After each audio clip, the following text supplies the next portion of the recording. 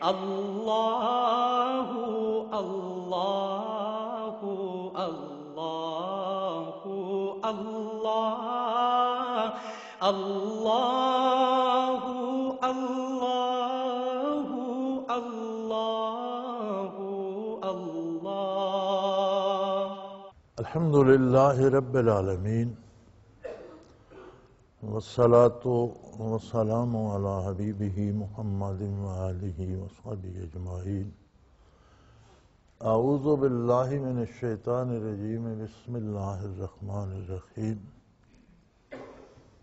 الف لام میم ذالک الکتاب لا ریب فیہ ھدی للمتقین الذین یؤمنون بالغیب ویقیمون الصلاة ومما رزقناہم ینفقون والذین یؤمنون بما انزل الیک وما انزل من قبلک وبالآخرۃ ھم یوقنون اولئک علی ھدی من ربہم واولئک ھم المفلحون۔ اللہم سبحانک لا علم لنا الا ما علمتنا انک انت العلیم الحکیم۔ مولایا صلی وسلم دائما ابدا علی حبیبک خیر الخلق کلہم۔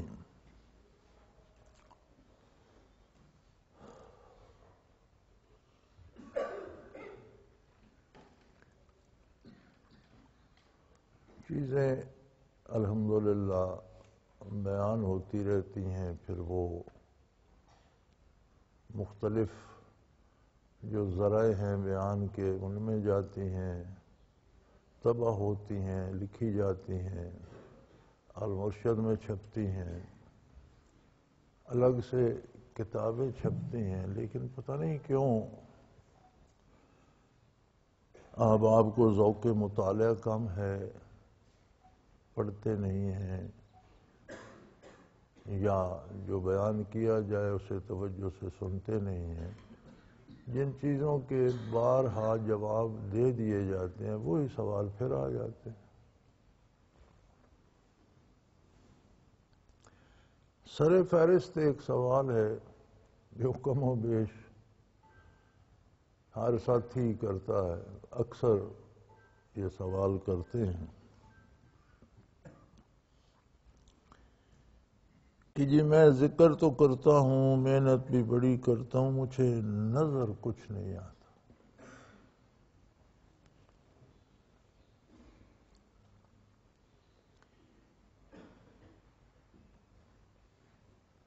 گزارش یہ ہے کہ دو چیزیں ہیں ہمارے پاس، دو ذریعے ہیں۔ ایک ذریعہ ہے ہمارا ذاتی مشاہدہ،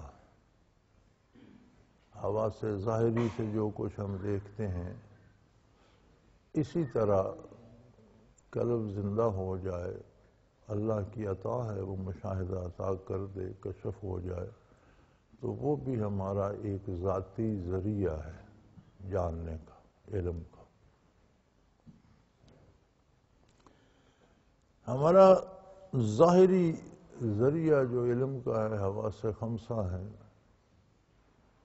ہم پڑھ کر جانتے ہیں، سن کر جانتے ہیں، دیکھ کر جانتے ہیں، چکھ کر جانتے ہیں، چھو کر جانتے ہیں۔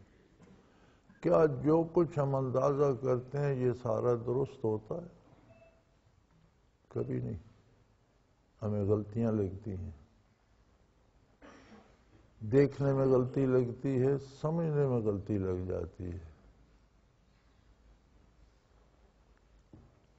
اسی طرح اگر حواس باطنی عطا ہو جائے، کشف و مشاہدہ ہو جائے، تو ہماری ذات میں وہ کمی ہے کہ ہمیں اس میں بھی غلطی لگتی۔ تو پھر یقینی بات کون سی ہے؟ یقینی بات وہ ہے جو ہمیں محمد الرسول اللہ صلی اللہ علیہ وآلہ وسلم نے ارشاد کیا۔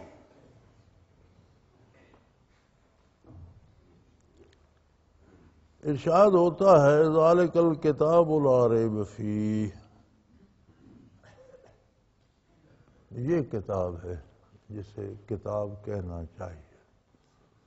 الکتاب، دا بک، جس کے ساتھ کی کوئی دوسری کتاب نہیں۔ الکتاب بظاہر ایک چھوٹی سی کتاب ہے جس سے بچے بھی بوڑھے بھی لوگ زبانی حفظ کر لیتے ہیں، زبانی یاد کر لیتے ہیں، لیکن دنیا و آخرت کا کوئی مسئلہ ایسا نہیں ہے جس میں اس کتاب نے رہنمائی نہ کر دی۔ الکتاب کے ایک مفہوم یہ بھی ہے کہ اس نے دنیا بھر کی کتابوں سے بے نیاز کر دیا۔ یہ کتاب ہم تک کیسے پہنچی؟ یہ بھی رسول اللہ صلی اللہ علیہ وآلہ وسلم کے لمحہ مبارک سے، آپ کی زبان حق ترجمان سے اللہ کی مخلوق تک پہنچی، اور حضور اکرم صلی اللہ علیہ وسلم نے ارشاد فرمایا کہ یہ قرآن ہے۔ تو گویا سارے کا سارا مدار اعتماد علی الرسول پر ہے۔ قرآن کریم اس موضوع پہ اس بارے میں کیا کہتا ہے؟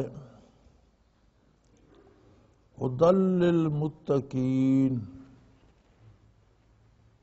اہل تقوی۔ متقین اور اہل تقوی کون لوگ ہیں؟ وہ بندے جو اللہ سے اپنا بندگی کا رشتہ استوار کر لیں، وہ لوگ جنہیں اللہ کی عظمت پہ یقین کامل نصیب ہو جائے، وہ لوگ جنہیں ایمان نصیب ہو جائے۔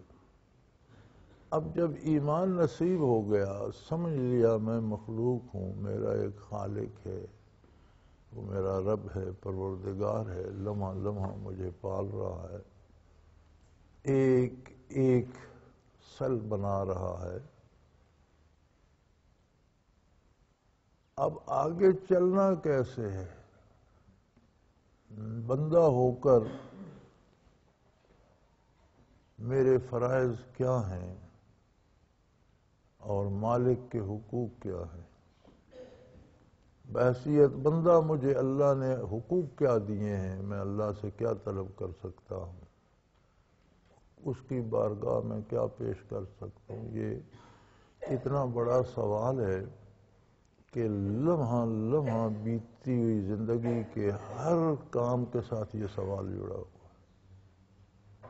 فرمایا اس کا جواب یہ کتاب دیتی ہے، ہدی للمتقین، صحیح رہنمائی فرماتی ہے ان لوگوں کی جن میں یہ طلب پیدا ہو جائے کہ اب مجھے اپنے مالک کے ساتھ کس طرح نبھانا ہے، کس طرح رہنا ہے، کیسے جینا ہے۔ متقین کون ہیں؟ ہدی للمتقین، یہ متقین ہیں کون؟ الذین یؤمنون بالغیب، یہ وہ لوگ ہیں جو بنیادی طور پر غیب پر یقین رکھتے ہیں۔ ان کے اپنے ذرائع نہیں پہنچ سکتے، ان کا اپنا علم نہیں جان سکتا، ان کے اپنے حواس نہیں جان سکتے، ان کا اپنا مطالعہ نہیں سمجھ سکتا، ان کے لیے ہر چیز پردہ غیب میں ہے۔ تو جو پردہ غیب میں ہے اسے مانتے کیسے ہیں؟ محمد الرسول اللہ صلی اللہ علیہ وسلم کی اطلاع پر، آپ کے بتانے سے یقین جانتے ہیں۔ اپنی ذات میں وہ نہ ہوا سے ظاہری سے جان سکتے ہیں، نہ ہوا سے باطنی سے جان سکتے، نہ وہ اللہ کریم کو دیکھ سکتے ہیں، نہ سن سکتے ہیں، نہ کوئی اس کی مثل ہے، نہ کوئی مثال ہے، پھر بھی مانتے ہیں۔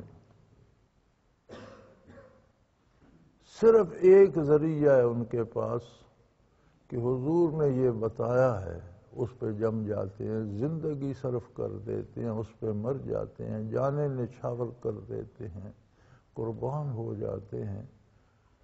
یہ انہیں یقین ہے غائبانہ،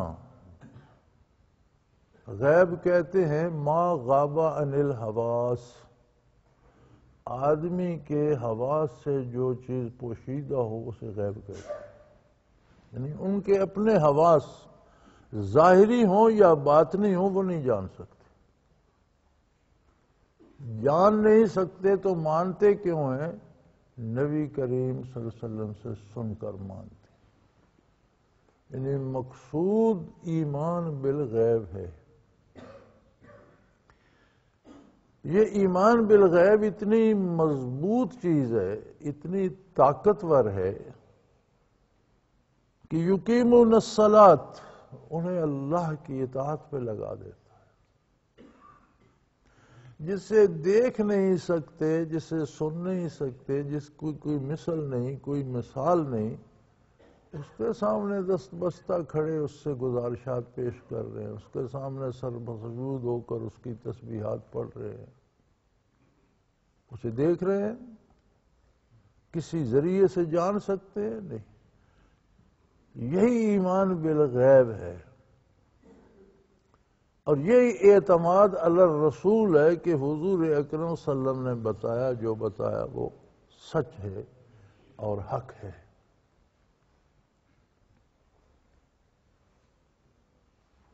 کشف و مشاہدہ ایک خصوصیت ہے ذکر الہی کی، جلدی یا بدیر ہر ایک کو نصیب ہو جاتا ہے،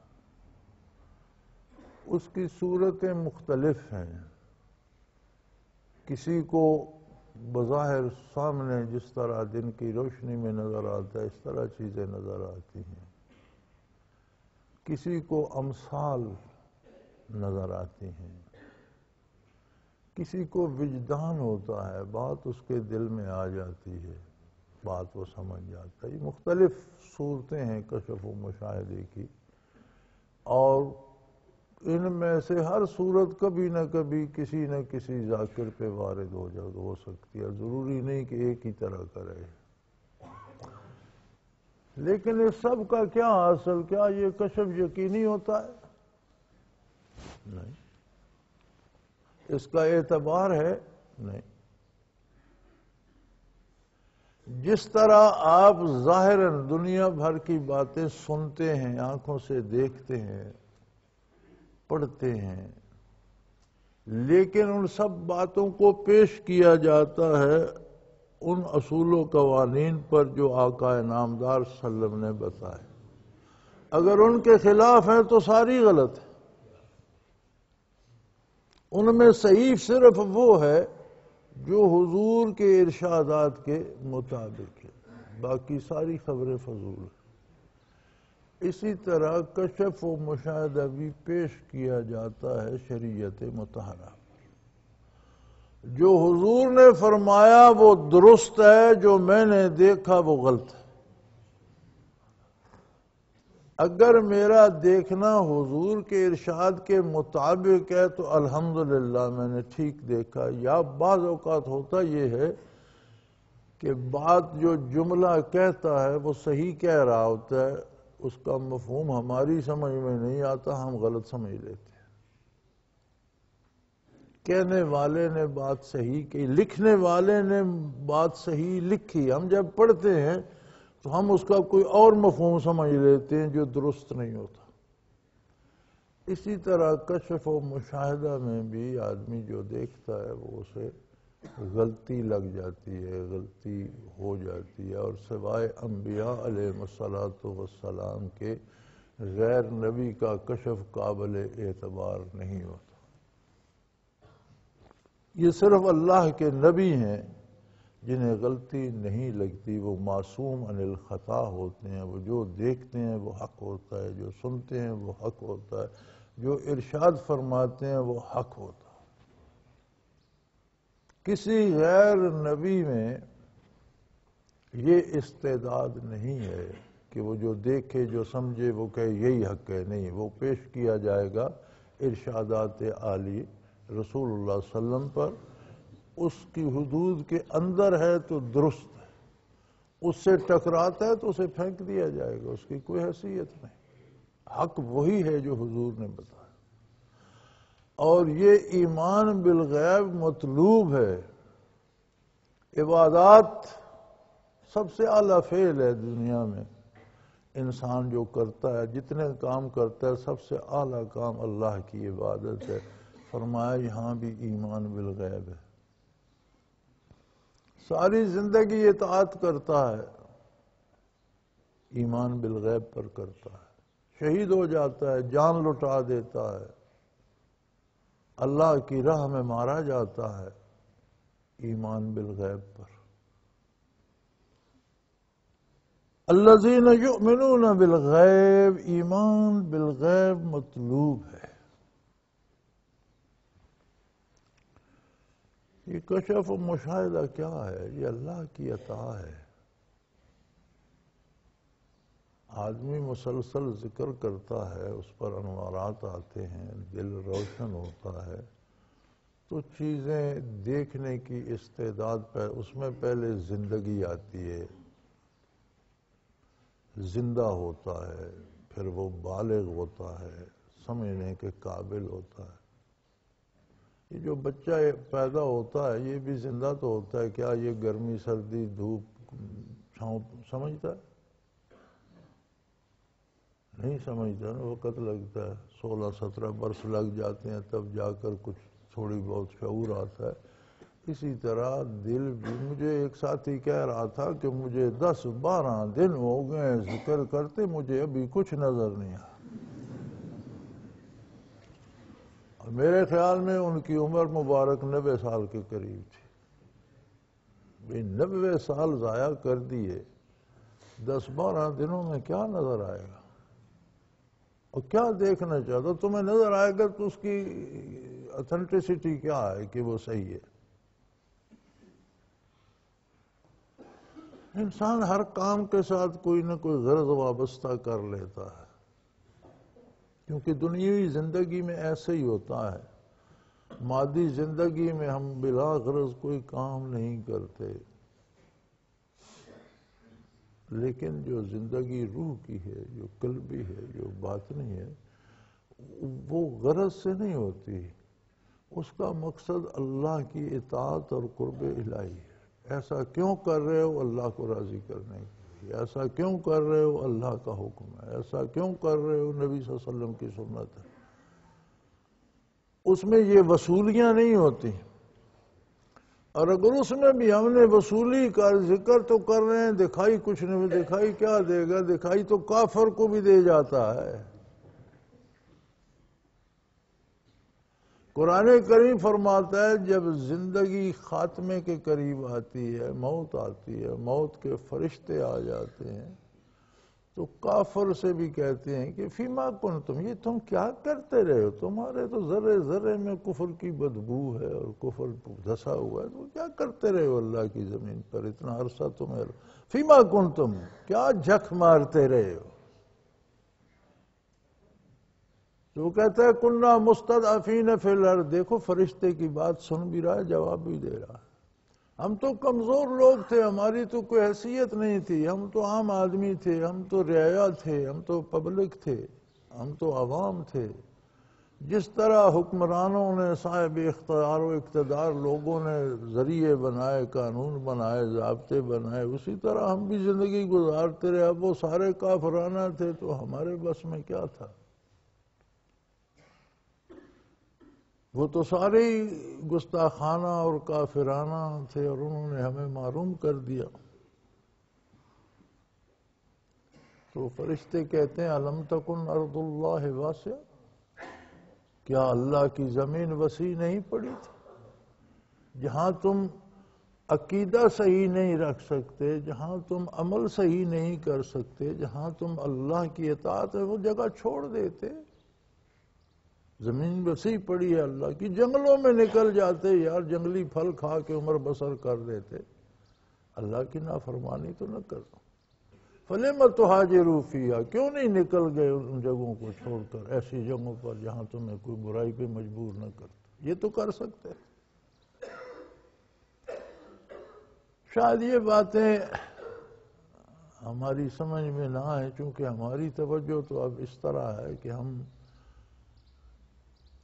چند روپوں کے لیے، پیٹ بھرنے کے لیے کفرستان میں بھی جانے کے بےتاب بیٹھے ہیں۔ پاکستانیوں کو تو اگر وہاں جا کر سارے شور کرتے ہیں جی یہاں حلال نہیں ملتا، جی گوشت نہیں ملتا، سب جنہیں یہاں دال کھانا نصیب نہیں وہ بھی وہاں جا کر گوشت کے شوقین ہو جاتے ہیں، جی حلال گوشت بھی نہیں ملتا تو گوشت نہ کھاؤ۔ گوشت کا متبادل دالوں میں بھی ہے، سبزیوں میں بھی ہے، وہ کھا لو۔ یہاں کون سے تم روز گوشت کھاتے ہو؟ وہاں روز گوشت کھانا ہے، ملتا نہیں جی حلال نہیں ملتا تو گئے کیوں؟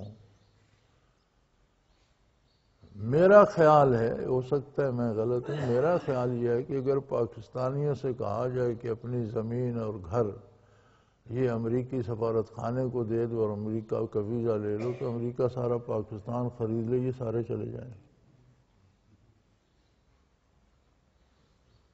صرف امریکہ نہیں، کوئی بھی باہر کا ملک یہ ویزا کھول دے کہ اپنی جائیداد، مکان، ہر چیز سفارت خانے کے نام کرو، ہماری حکومت کے نام کرو اور تمہارے ملک میں یہ سارے بیچ کے چلے جائیں۔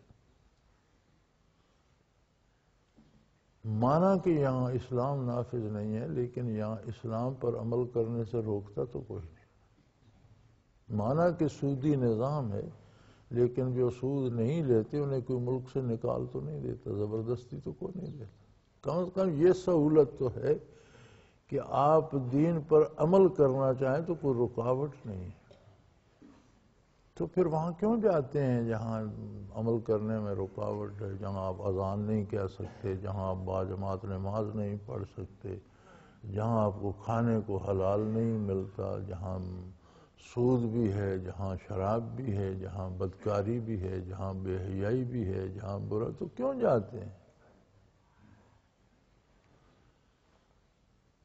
کہیں کوئی کمزوری ہے، کہاں؟ ایمان بالغیب میں۔ نبی صلی اللہ علیہ وسلم کی اطلاع پر اعتبار نہیں ہے، جو خود دیکھتے سنتے ہیں اس پر اعتبار ہے کہ وہاں بڑی موجیں ہیں، چلو وہاں چلتے ہیں، وہاں بڑے پیسے ملتے ہیں۔ یہ اپنی سنی بات ہے نا، وہاں جا کر پتہ چلتا ہے کہ وہاں بھی پیسے درختوں کے ساتھ کوئی نہیں لگے ہوئے۔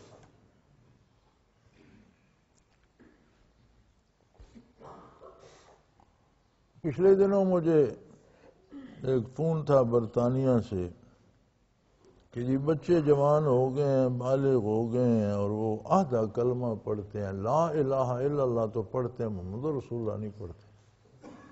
وہ کہتے ہیں وہ بھی ہماری طرح کے انسان تھے، ان کا کلمہ پڑھنے کی کیا ضرورت؟ تو میں نے کہا تم کون سا انہیں حرم بیت اللہ لے گئے تھے؟ تم بھی تو انہیں کفرستان میں لے گئے تھے، وہاں پر یہی پھل لگنا تھا، پڑھنے دو، آگے جائیں گے تو تصدیق ہو جائے گی۔ یعنی یہ حالات ہیں، یہ ماحول ہیں لوگوں میں۔ امریکہ سے ایک ساتھی کا فون آتا ہے، جی وہ میرے بچے چلے گئے، جی وہ عیسائی لڑکی کے ساتھ لڑکا چلا گیا۔ جی میں نے کہا یہاں تو لڑکے لڑکیاں لے جاتے ہیں، وہاں لڑکیاں لڑکے لے جاتی ہیں، کمال ہے۔ ہر ملک کا اپنا رواج ہے، تو عیسائی کے ساتھ تو میں نے کہا یار تم اسے لے کر کس معاشرے میں، کس سوسائٹی میں گئے تھے؟ اگر اس جیسا ہو گیا ہے تو اور کیا تمہارا کیا خیال ہے کہ وہ امریکہ جا کر ولی اللہ ہو جاتا؟ کیوں گئے تھے؟ کھانے کو حلال نہیں ملتا، پہننے کو پاک کپڑا نہیں ملتا، اذان نہیں کہہ سکتے، نماز نہیں پڑھ سکتے، جھوٹ بولنا پڑتا ہے، بے حیائی دیکھنی پڑتی ہے۔ تو کیوں پیسے ملتے ہیں؟ پیسے بھی وہی ملتے ہیں جو نصیب میں ہیں۔ وہی ذرہ خوراک کا بندے کے وجود کا حصہ بنتا ہے جو ازل سے مقرر ہے۔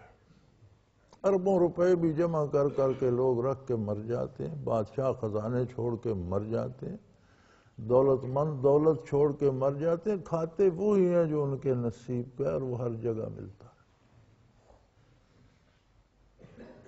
لیکن یہ ساری باتیں جو میں عرض کر رہا ہوں یہ تعلق رکھتی ہیں ایمان بالغیب سے۔ ایمان بالغیب ہی نہ ہو یا کمزور ہو جائے تو پھر بات آ جاتی ہے ذاتی مشاہدے پر، ذاتی تجربے پر، ذاتی علوم پر. تو یہ ساتھی کیوں جاتے ہیں؟ یہ ذاتی علم، ذاتی مشاہدے، ذاتی خبر کی بنیاد پر جاتے ہیں. انہیں کوئی اللہ تو منع کر رہا ہے، قرآن تو کہہ رہا ہے کہ کیوں جاتے ہو جہاں کفر ہے، جہاں برائی ہے، وہاں کیوں جاتے ہو؟ بلکہ وہ جگہ چھوڑ دو، وہاں چلے جاؤ جہاں آرام سے دین پر عمل کر سکتے.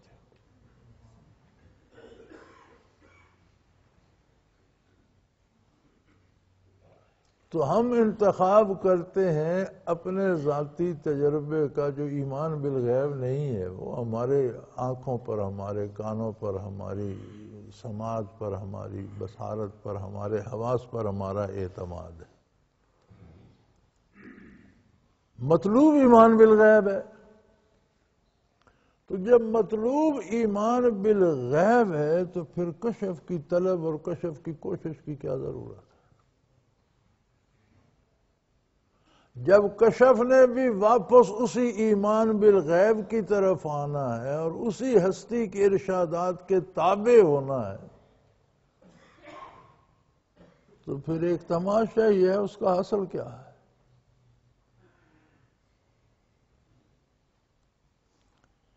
جماعت میں بھی یہ مرض ہے. میں تو بڑا شور تو میں بہت کرتا ہوں، لیکن لوگ کب سنتے ہیں؟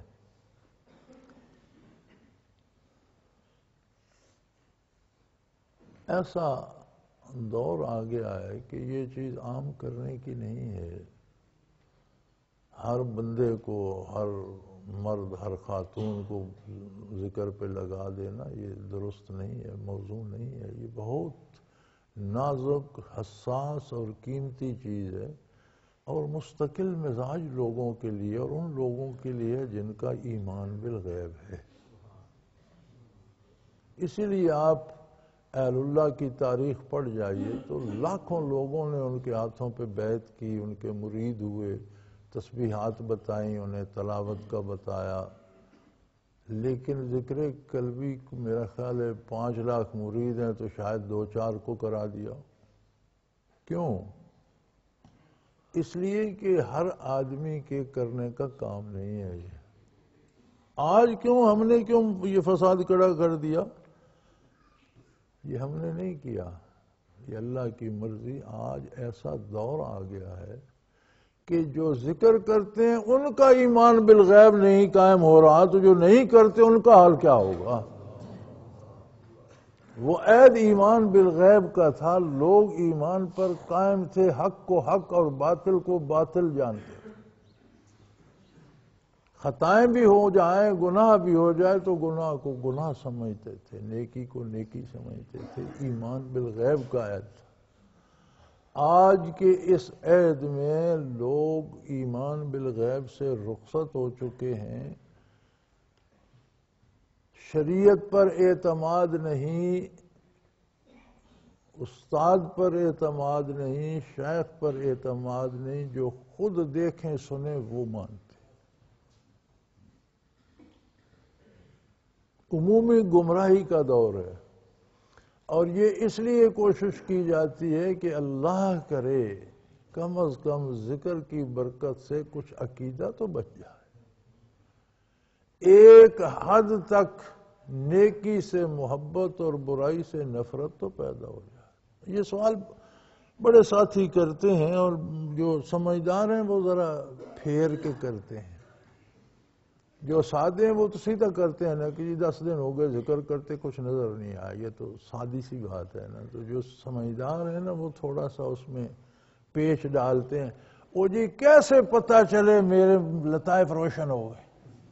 بات وہی ہے. سوال وہی ہے، بات وہی ہے، مفہوم وہی ہے. تو بندہ سمجھدار ہے نا، اس نے تھوڑا سا اسے ٹچ دے دیا ادبی، اور وہ اس انداز میں ہو گیا. تو بھائی پتہ چلے، اس طرح پتہ چلتا ہے کہ آپ کی محبت اللہ اللہ کے رسول سے بڑھی، آپ کا ایمان بالغیب مضبوط ہوا، اتنا مضبوط ہو گیا کہ اس نے آپ کو نیک کام پہ لگا دیا. ہم کیوں نمازیں، کتنی مخلوق ہے سارا دن کھاتے پیتے کام کرتے ہیں، نماز نہیں پڑھتے. کیوں نہیں پڑھتے؟ اللہ نے فرض عین قرار دیا ہے اسے، نبی صلی اللہ علیہ وسلم نے فرض بتائی ہے، اور نبی علیہ الصلوۃ والسلام سے لے کر آج تک اللہ کا ہر مقبول بندہ ادا کر رہا ہے. تو کیوں نہیں پڑھتے؟ کہاں کمی ہے؟ ایمان بالغیب میں کمی ہے. سنی ہوئی بات ہے، نبی کریم صلی اللہ علیہ وسلم سے سنی ہے. اگر انہیں اللہ خود لے جائے، انہیں بھی لے جائے برزخ میں اور جنت دوزخ کا مشاہدہ کرا کے واپس بھیج دے اور ان کا علم سلامت رہے، تو پھر چھوڑ دیں گے نماز؟ پھر تو نہیں چھوڑیں گے، کیونکہ خود دیکھ لیا. اللہ فرماتا ہے تم دیکھ کر کرو گے تو تم نے کیا کمال کیا، مجھے تو وہ چاہیے جو میرے نبی پر اعتبار کر کے کرو. دیکھ کر تو کون نہیں مانے گا؟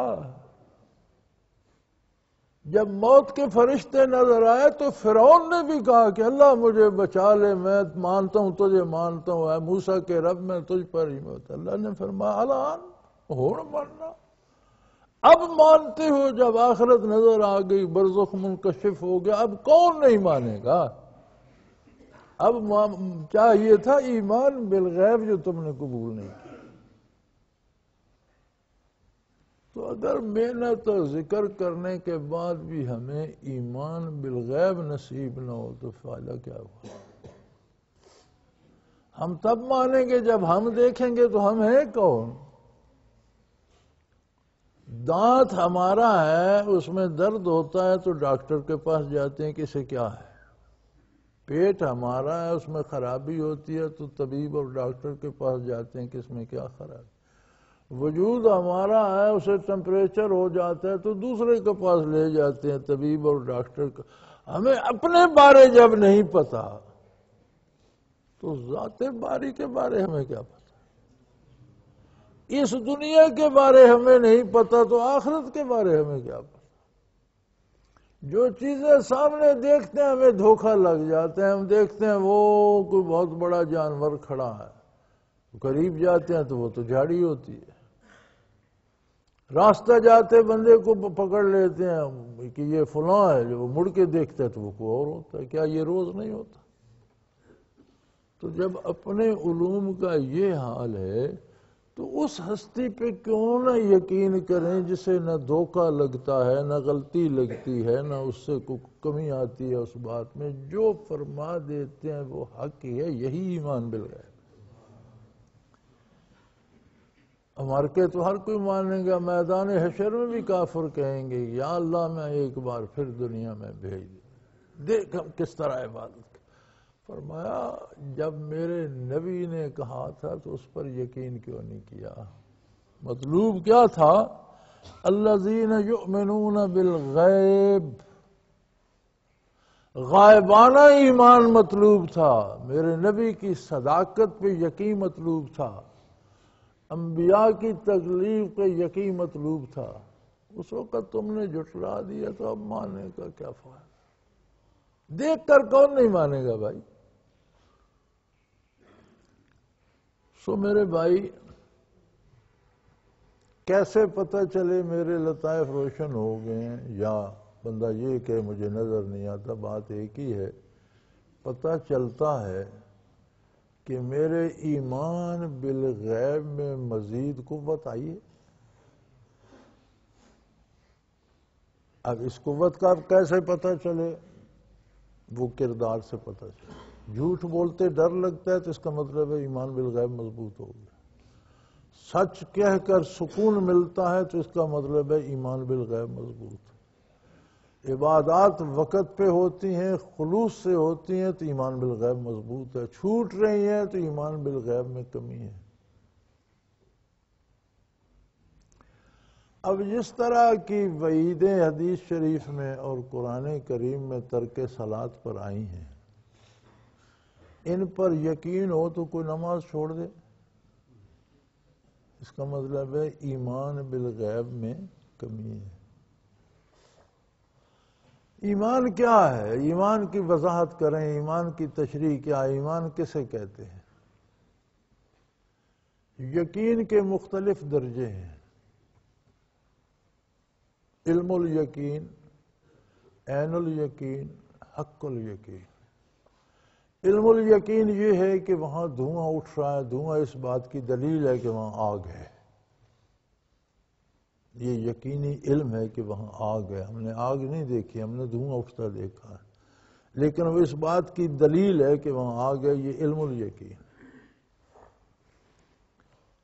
ہم چلے گئے وہاں، اپنی آنکھوں سے جلتی آگ دیکھ لی، یہ عین الیقین ہے کہ ہم نے اپنی آنکھ سے دیکھا ایسا ہو۔ کسی نے دھکا دیا اور آگ میں جا پڑے اور جھلس گئے، یہ حق الیقین ہے، اب پتہ چلا کہ آگ ہے۔ اس حق الیقین سے جب اوپر جائیں تو ایمان بالغیب ہے، کہ نہ دھواں دیکھا، نہ آگ دیکھی، نہ اس میں جلے، ایک ہستی کے ارشاد پر اس سے زیادہ یقین ہو گیا جتنا آگ میں گرنے سے ہوا۔ جب آپ حق الیقین سے اوپر جاتے ہیں تو اس یقین کے اس درجے کو ایمان بالغیب کہتے ہیں۔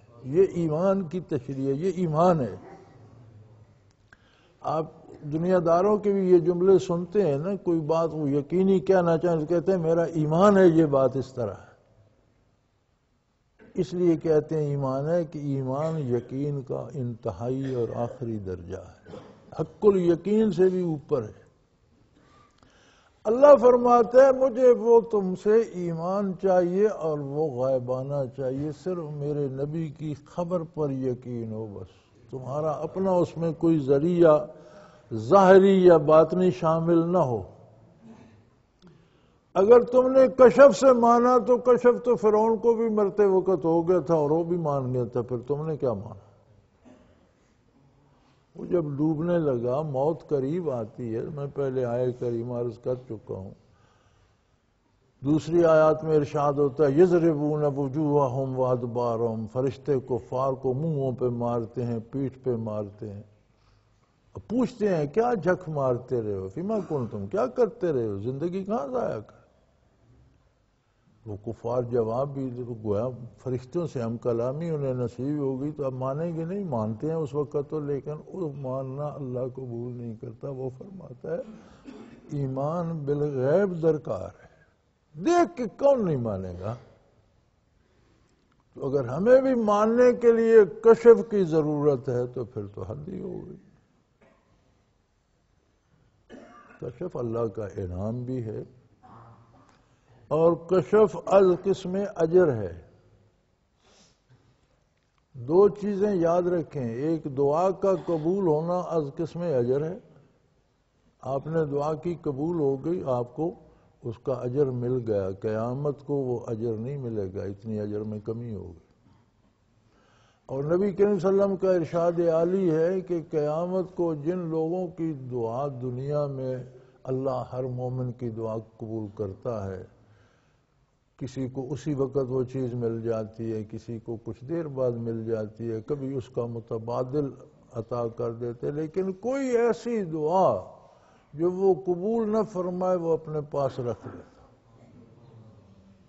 میدان حشر میں جب اعمال تولے جائیں گے تو فرشتہ عرض کرے گا کہ یا اللہ اس بندے کے سارے اعمال اب ترازو میں پڑے ہیں، تو ارشاد ہوگا کچھ میرے پاس بھی اس کی امانت ہے۔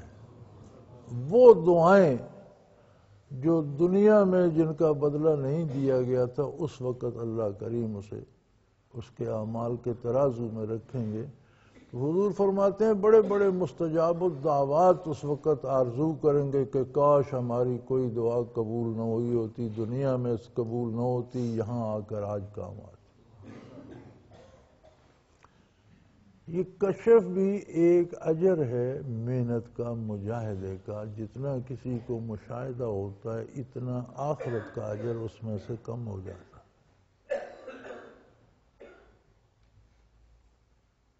تو ہم کرتے کس لیے ہیں؟ یہ تماشا دیکھنے کے لیے، کشف کرنے کے لیے، یا آخرت کے لیے؟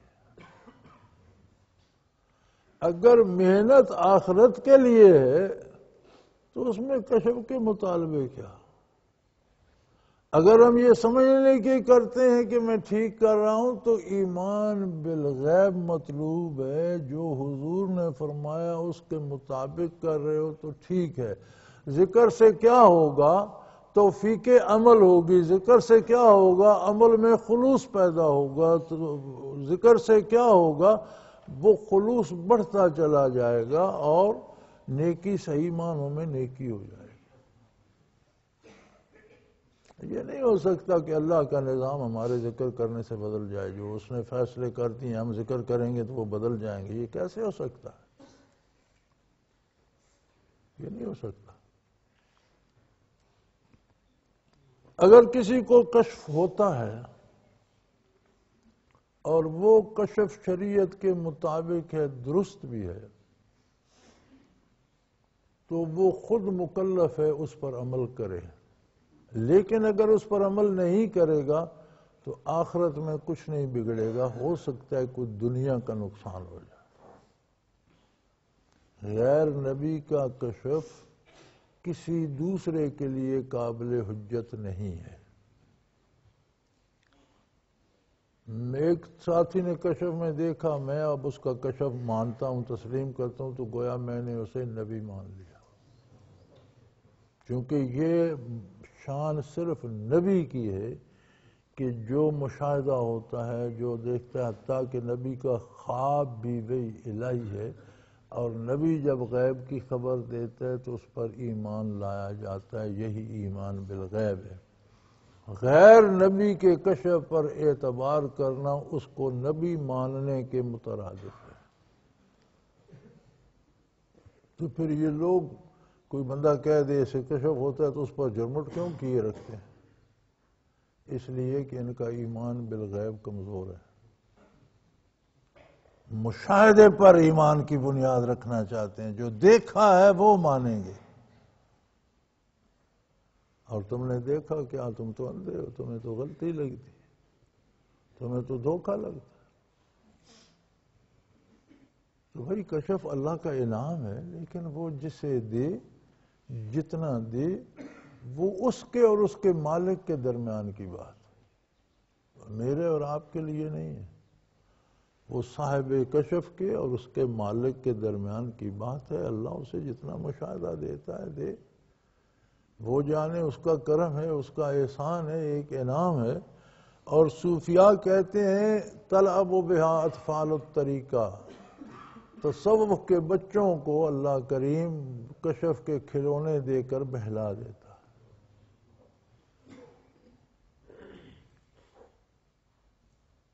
کہ اس دھیان لگے رہیں اور کم از کم یہ ایک ذریعہ بن جاتا ہے ان کے ذاتی چمٹے رہنے کا۔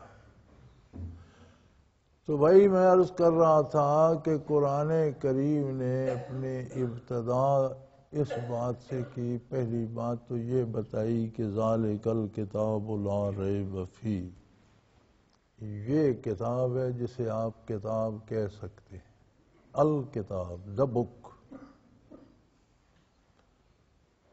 یعنی کتاب کا حق ہے۔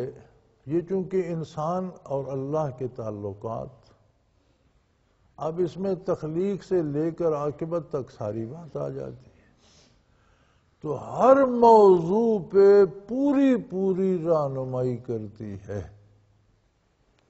پیدا ہونے سے مرنے تک، ذاتی، خاندانی، قومی، ملکی، بین الاقوامی مسائل،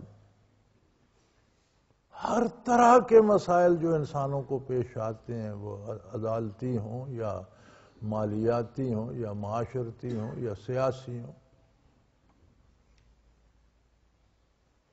بندے اور نبی کا تعلق، امتی اور نبی کا تعلق، بندے اور اس کے اللہ کا تعلق، اس کے نبھانے کا طریقہ، بندے کا کردار، اس کے آخرت میں اس کے اجر اور اس پر مرتب ہونے والے ثمرات، ہر چیز اس چھوٹی سی کتاب میں آ گئی، اور لا ریب فیہ، جو اس نے کہا اس میں شک کی گنجائش ہی نہیں۔ اب اتنی بڑی کتاب، اتنے بڑے حقائق، اتنا نور ہدایت، فرمایا اس سے ہدایت پانے کے لیے الذین یؤمنون ایمان بالغیب درکار ہے. بس تمہارا کشف نہیں ہوگا، مشاہدہ نہیں ہوگا، تمہاری نگاہ نہیں دیکھے گی، تمہارے کان نہیں سنیں گے، تم محسوس نہیں، جو یہ کہتی ہے وہ مان لو، غائبانہ مان. مطلوب ایمان بالغیب ہے. تو میرے بھائی ذکر میں پوری توجہ، پوری محنت، پوری کوشش کرو، اور ذکر کی برکت یہ ہے کہ آپ کو حرام حرام لگنے لگ جائے، اس سے اجتناب نصیب ہو، برائی برائی دکھے اور اس سے اجتناب نصیب ہو، نیکی نیکی لگے اور اس میں لذت نصیب ہو. یہ لطائف جتنے روشن ہوتے جائیں گے، مراقبات جتنے بڑھتے جائیں گے، اتنا کردار میں خلوص بڑھتا جائے گا، یقین بڑھتا جائے گا، برائی سے نفرت بڑھتی جائے گی. آپ کا کشف اس کی دلیل نہیں بن سکتا. کشف میں تو دھوکہ بھی لگ سکتا ہے، کچھ اور بھی نظر آ سکتا ہے، شیطان بھی دھوکہ دے سکتا ہے، اپنا نفس بھی کوئی تصویر پرنٹ کر سکتا ہے. تو کوشش کیجئے کہ ہماری زندگی کا سارا مدار اعتماد علی الرسول پر ہو صلی اللہ علیہ وآلہ وسلم. یہ مطلوب ہے، یہی مقصد حیات ہے. اور ایک ایسی ہستی جس کے ارشاد میں شبہ کی کوئی گنجائش. ہاں کوئی بھی کہتا ہے یہ حدیث ہے تو اسے جانچنا کہ واقعی حضور کا ارشاد ہے یا نہیں، یہ حق ہے. لیکن یہ ثابت ہو کہ یہ حضور کا ارشاد ہے تو پھر اس میں مشورے کی ضرورت نہیں، پھر بن مانے کوئی چارہ نہیں، پھر ماننا پڑے گا. اسی طرح قرآن کریم، قرآن میں تحریف نہیں ہو سکتی، لیکن قرآن کیا ہے؟ قرآن عربی میں نازل ہوا، اور یہ الف بے جیم بھی قرآن نہیں ہے، یہ قرآن کے اظہار کا ذریعہ ہے. حروف ان میں جو مفہوم ہے وہ قرآن ہے، وہ اللہ کا کلام ہے. انہی حروف سے، اسی الف بے جیم سے باقی عبارتیں بھی تو لکھی جاتی. یہ ذریعے اظہار ہیں، ہر زبان میں مختلف ہیں. عربی میں مختلف ہیں، اردو میں بھی ملتے جلتے ہیں، باقی پشتو میں کچھ اور سے ہیں، انگلش میں کچھ اور سے ہیں، چینی میں بالکل ہی اور طرح کے ہیں، جاپانی میں اور طرح کے ہیں. تو یہ ٹنڈے گھیرے یہ اظہار کا ذریعہ ہیں کہ یہ گھیرا اس طرح ڈالا جائے تو فلاں آواز نکلے گی، یہ اس طرح ہو تو وہ نکلے گی. ان کے اندر جو مفہوم ہے عربی ہے وہ قرآن ہے، وہ اللہ کا کلام ہے. اب اسے تو کوئی بدل نہیں سکتا، پھر لوگ مفہوم بدل دیتے ہیں، تراجم بدل دیتے ہیں. تو کوئی کہ یہ قرآن میں ہے تو یہ دیکھنا کہ یہ واقعی قرآن میں ہے، اور کیا اس آیت کا مفہوم یہی ہے جو یہ بندہ بتا رہا ہے، یہ ضروری ہے. لیکن جب یہ ثابت ہو کہ یہ قرآن میں ہے تو پھر مانے بغیر کوئی چارہ نہیں. سو مطلوب ایمان بالغیب ہے جس پر ساری نعمتیں مرتب ہوتی ہیں. اسی اعتماد سے قرآن پر ایمان نصیب ہوتا ہے. اسی اعتماد علی رسول سے پہلی کتابوں کو ہم اللہ کی کتابیں مانتے ہیں. وَبِالْآخِرَةِ هُمْ يُوقِنُونَ، اور آخرت پر یقین کا آخری درجہ نصیب ہو جاتا ہے. جب بھی کام کرتے ہیں تو دیکھتے ہیں کہ اس کا نتیجہ آخرت میں کیا ہو. بات کرتے ہیں تو سوچتے ہیں اس کا نتیجہ آخرت میں کیا ہوگا. یہ درجہ نصیب ہو جائے تو ایسے لوگ اللہ پروردگار کی طرف سے ہدایت پر ہیں، اور یہ لوگ کامیاب ہو گئے، جیت گئے. اللہ کریم ہمیں صحیح سمجھ بھی عطا فرمائے، قبول کرنے کی توفیق عطا فرمائے، عمل کی توفیق عطا فرمائے، ہماری خطائیں معاف فرمائے.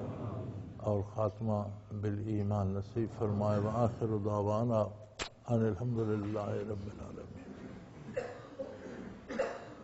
الحمدللہ الحمدللہ الحمدللہ رب العالمین، والصلاة والسلام علی حبیبہ محمد۔ اللہم ربنا لا تقتلنا بغضبک ولا تہلکنا بعذابک واعف عنا قبل ذلک۔ اللہم ربنا لا تسلط علینا من لا یرحمنا، انت ولینا فی سفرنا وحضرنا فی مالنا واہلنا، انت ولینا فی الدنیا والآخرہ، توفنا مسلمین والحقنا بالصالحین۔ اللہم انصر الاسلام والمسلمین، اللہم اید الاسلام والمسلمین، اللہم اعز الاسلام والمسلمین فإنک علی کل شیء قدیر۔ اللہم ربنا علیک توکلنا وإلیک انبنا وإلیک المصیر، وصلی اللہ تعالی علی حبیبہ محمد وآلہ وصحبہ برحمتک یا اللہ اللہ اللہ اللہ اللہ اللہ اللہ اللہ۔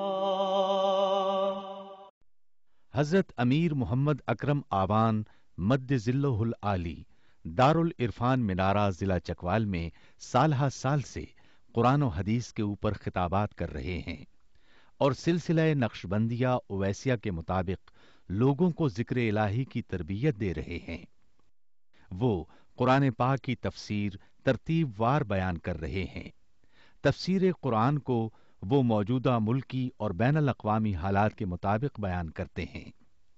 موٹر وے سے کلر کہار کے انٹرچینج سے نکلتے ہوئے، کلر کہار کی جھیل سے ہوتے ہوئے میانی، بوچھال اور نورپور سے گزرتے ہوئے دارالعرفان منارہ پہنچ سکتے ہیں۔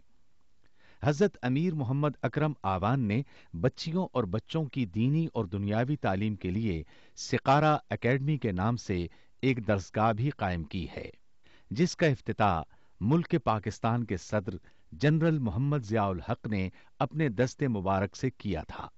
وہ تمام احباب جو اسلام کی طلب رکھتے ہیں ان سے گزارش ہے کہ دارالعرفان منارہ ضلع چکوال میں امیر محمد اکرم آوان صاحب کے خطابات سے مستفید ہوں۔ وہ ہر جمعے کو نماز سے پہلے بیان فرماتے ہیں۔